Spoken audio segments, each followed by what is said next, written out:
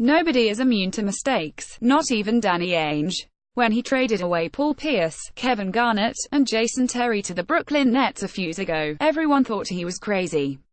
He proved them all wrong.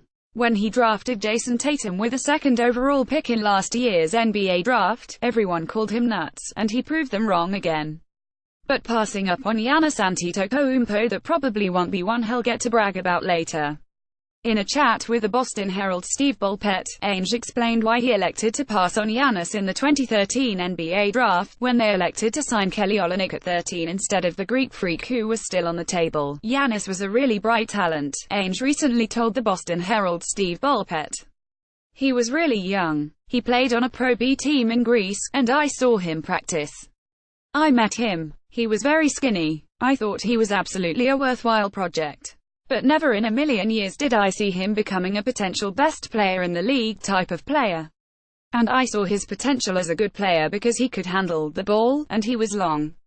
But he was really, really skinny, and I think he was about 2 or 3 inches shorter than he is now. But what an amazing player. And what about selecting a very, very poor man's version of Dirk Nowitzki? We needed shooting at the big positions, Ainge said.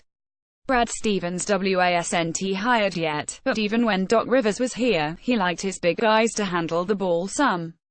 That's one reason why we brought Brian Scalabrine in as a big that could shoot and dribble handoffs are a big part of the game nowadays.